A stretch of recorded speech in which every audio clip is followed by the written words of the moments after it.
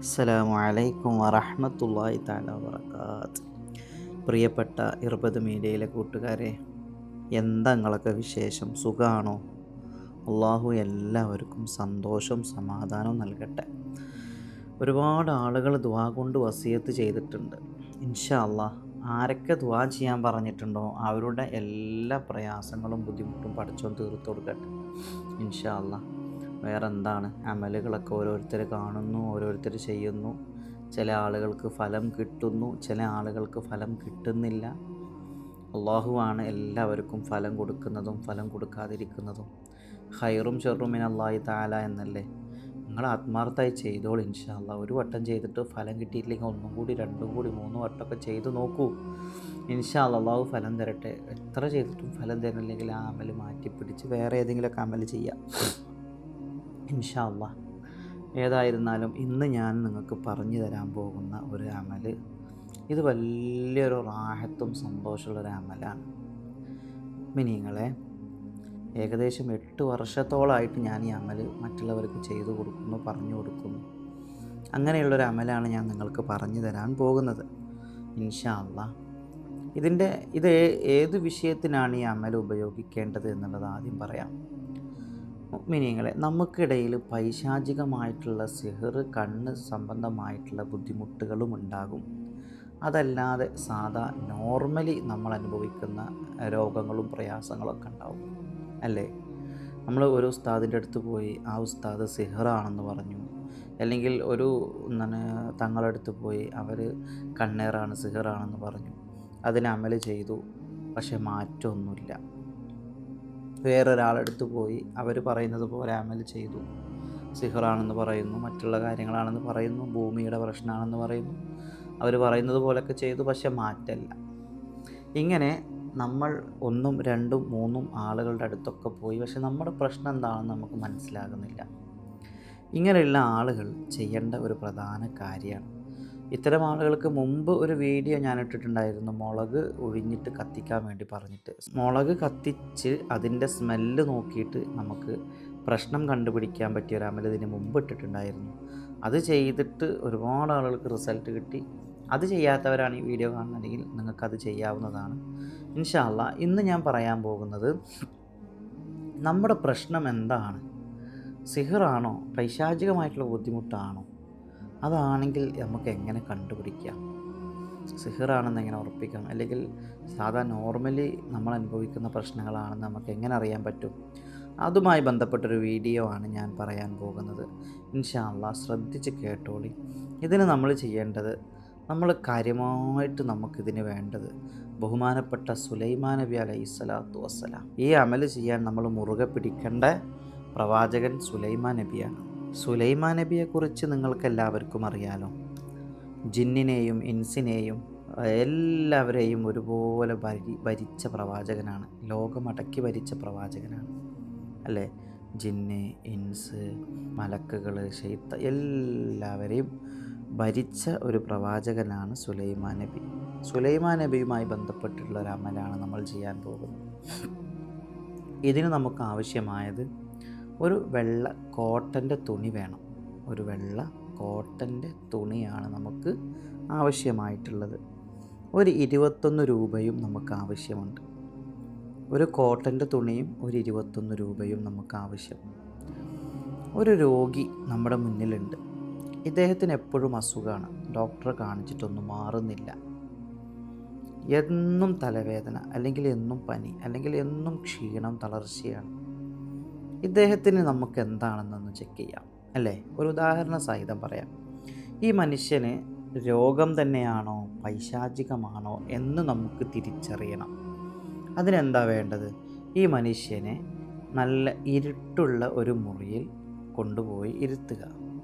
അപ്പം അതിനർത്ഥം രാത്രി ചെയ്യലാണ് ഏറ്റവും നല്ലത്. ഞാനീ പറയുന്ന അമൽ രാത്രിയാണ് ചെയ്യേണ്ടത്. ഒരു ഇരുട്ടുള്ള റൂമിൽ ഈ മനുഷ്യനെ ഇരുത്തുക. ശേഷം ലൈറ്റൊക്കെ ഓഫ് ചെയ്തതിന് ശേഷം ഒരു 21 രൂപയും ഒരു വെള്ള കോട്ടൻ്റെ തുണിയും എടുത്ത് വെക്കുക.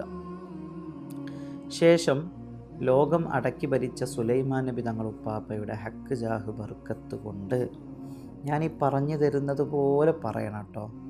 ലോകം അടക്കി ഭരിച്ച സുലൈമാൻ നബി തങ്ങളുപ്പാപ്പയുടെ ഹക്ക് ജാഹ് ബർക്കത്ത് കൊണ്ട് അള്ളാഹുവേ ഇവരുടെ ശരീരത്തിലുള്ള രോഗം അല്ലെങ്കിൽ ഇവരുടെ ശരീരത്തിലുള്ള മറ്റെന്താണോ ബുദ്ധിമുട്ട്, അത് എന്താണോ അവരനുഭവിക്കുന്ന ബുദ്ധിമുട്ടും പ്രയാസം, അത് നിങ്ങൾ എടുത്ത് പറയണം. ഇപ്പോൾ കാലിൽ മുറിയാണ് ഒരാൾക്ക്, എത്ര മരുന്ന് കുടിച്ചിട്ടും ആ കാലിലുള്ള മുറിവ് മാറുന്നില്ല. അങ്ങനെയാണെങ്കിൽ അള്ളാഹുവേ ലോകം അടക്കി ഭരിച്ച സുലൈമാൻ നബി തങ്ങളുപ്പാപ്പയുടെ ഹക്ക് ജാഹ് ബർക്കത്ത് കൊണ്ട് ഇവരുടെ കാലിലുള്ള ഈ മുറിവ് അത് പൈശാചിക ബുദ്ധിമുട്ടുകളെ കൊണ്ടുള്ള മുറിവാണെങ്കിൽ, എങ്ങനെ അത് പൈശാചിക ബുദ്ധിമുട്ടുകളെ കൊണ്ടുള്ള മുറിവാണെങ്കിൽ 21 ദിവസത്തിനുള്ളിൽ, അതല്ലെങ്കിൽ 7 ദിവസത്തിനുള്ളിൽ, അതല്ലെങ്കിൽ 11 ദിവസത്തിനുള്ളിൽ, ദിവസം നിങ്ങൾക്ക് തീരുമാനിക്കാം. ഒരു ഏറ്റവും അടുത്ത ദിവസം പറയാനാണ് ഏറ്റവും നല്ലത്. 21 ദിവസം, 7 ദിവസം, 11 ദിവസം ഒക്കെ പറ്റും.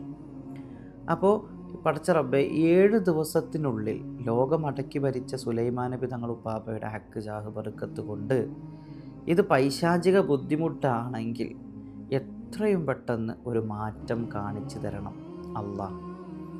പൈശാചിക ബുദ്ധിമുട്ടാണെങ്കിൽ, ഈ ശരീരത്തിൽ ഉപദ്രവിക്കുന്നത് പിശാചാണെങ്കിൽ, സുലൈമാൻ നബി തങ്ങളെ ബർക്കത്തുകൊണ്ട് ഈ അടക്കത്തുമ്മൽ അടക്കി ഒതുക്കി നിർത്തി തരണം പടച്ചോനെ 7 ദിവസം എന്ന് പറയാം.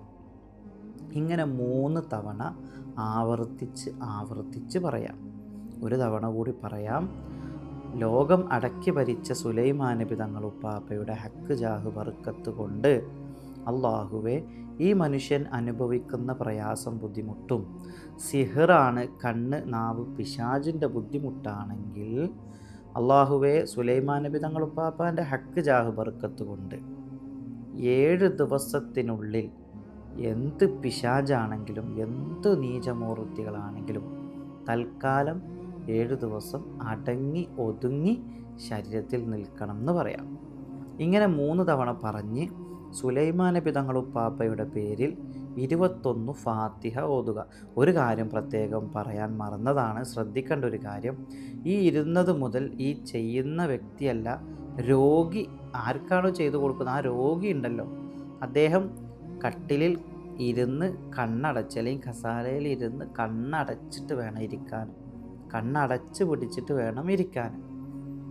ഇങ്ങനെ എന്ത് ചെയ്യണം, ഈ വ്യക്തി ഇരുന്ന് കൊടുക്കുക, ലൈറ്റൊക്കെ ഓഫ് ചെയ്തിട്ട് വേറൊരാളാണിത് ചെയ്തു കൊടുക്കേണ്ടത്.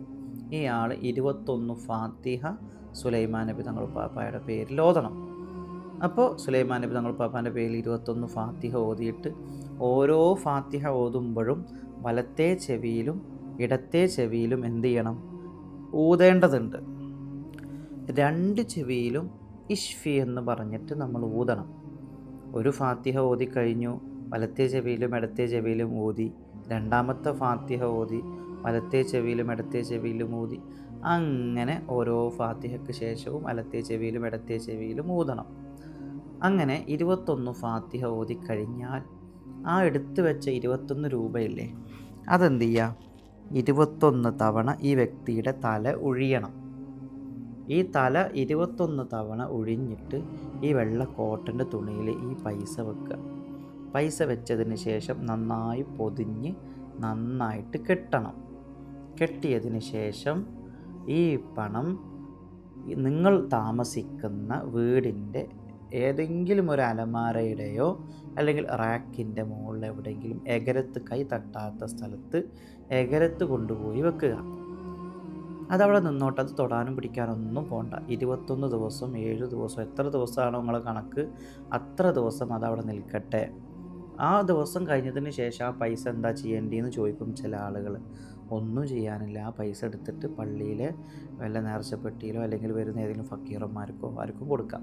അല്ലെങ്കിൽ മൗലൂദ് ഓതുമ്പോൾ സുലൈമാൻ നബിൻ്റെ മൗലൂദൊക്കെ എവിടെയെങ്കിലും ഓതലുണ്ടെങ്കിൽ അവിടെ കൊടുക്കാം. എന്തും ചെയ്യാം കേട്ടോ. നിങ്ങൾ ഉപയോഗിക്കേണ്ട മറ്റുള്ളവർക്ക് എന്ത് ചെയ്യാം, സ്വതക്കയായിട്ട് കൊടുക്കാം. ഇങ്ങനെ ചെയ്ത് വെച്ചതിന് ശേഷം ഈ ഇദ്ദേഹം അനുഭവിക്കുന്ന പ്രയാസം ബുദ്ധിമുട്ട് എന്താണോ ആ പ്രശ്നത്തിന് 7 ദിവസത്തിനുള്ളിൽ നല്ലൊരു മാറ്റം തോന്നുന്നുണ്ടെങ്കിൽ പ്രിയപ്പെട്ട മുഅ്മിനീങ്ങളെ, നിങ്ങൾ ഉറപ്പിച്ചോളി, നിങ്ങൾക്ക് പിശാചിൻ്റെ ബുദ്ധിമുട്ടാണ്. നിങ്ങൾക്ക് സിഹറിൻ്റെയോ കണ്ണിൻ്റെയോ അല്ലെങ്കിൽ എന്തെങ്കിലും പിശാചിൻ്റെ ബുദ്ധിമുട്ടായിരിക്കും.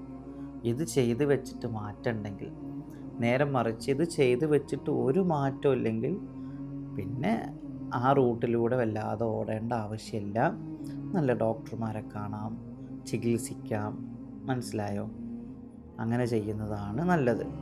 പിന്നെ പ്രത്യേകം ഒരു കാര്യം പറയാനുള്ളത്, ഈ അമൽ ചെയ്യുന്ന സമയത്ത് ചില ആളുകളിൽ വല്ലാതെ പിശാചിൻ്റെ ശല്യമുള്ളവരാണെങ്കിൽ ഈ പൈസ വെച്ചിട്ട് ഓതാൻ തുടങ്ങുമ്പോൾ തന്നെ ചിലപ്പോൾ ഈ ആളുകൾ എന്ത് ചെയ്യും, ബോധം കെട്ട് വീഴാൻ ചാൻസ് ഉണ്ട്. അഥവാ അങ്ങനെ ബോധം കെട്ട് പതിയെ തളർന്ന് വീഴുകയാണെങ്കിൽ ചെയ്തു കൊടുക്കുന്ന ആൾ അല്ല എൻ്റെ ബദരീങ്ങളെ എന്ന് വിളിച്ച് കണ്ട് ഓടിപ്പായാൻ നിൽക്കണ്ട, പേടിക്കൊന്നും വേണ്ട. നിങ്ങൾ ധൈര്യത്തിൽ അത് ഫുള്ള് ഇരുന്ന് ഓതി അത് ഉഴിഞ്ഞ് കെട്ടി വെക്കുക.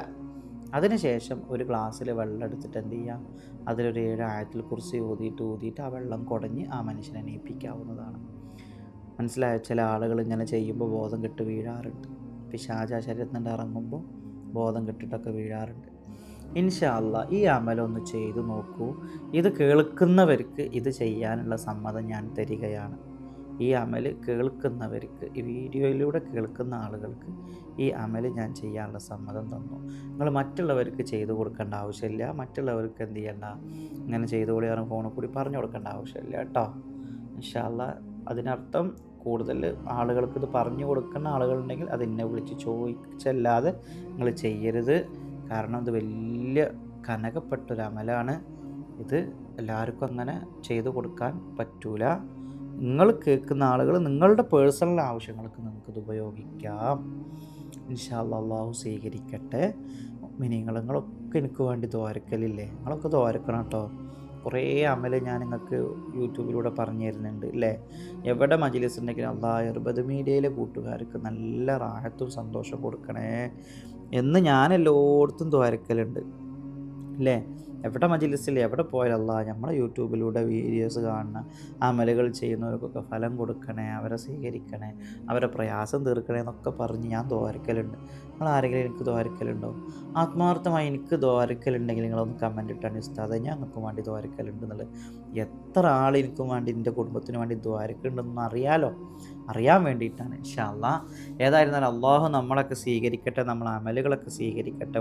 നിങ്ങളെ വീഡിയോസ് നിങ്ങൾ ഇഷ്ടപ്പെട്ട് നിങ്ങൾ കാണുമ്പോൾ മറ്റുള്ളവരിലേക്കൊക്കെ ഒന്ന് എത്തിച്ചു കൊടുക്കുക. നമ്മളെ ഫാമിലി ഗ്രൂപ്പിലൊക്കെ ഇടുക, ഒന്ന് ലിങ്കൊക്കെ ഒന്ന് സ്റ്റാറ്റസ് വെച്ചിട്ട് മറ്റുള്ളവരിലേക്കും കൂടി ഈ അറിവ് എന്ത് ചെയ്യുക, എത്തിച്ചു കൊടുക്കുക. നമ്മൾ അനുഭവിക്കുന്ന അതേ പ്രശ്നങ്ങൾ മറ്റുള്ളവർ അനുഭവിക്കണില്ലേ, അവരിലേക്കും നിങ്ങൾ എന്ത് ചെയ്യുക, വീഡിയോസൊക്കെ ഒന്ന് എത്തിച്ചു കൊടുക്കി.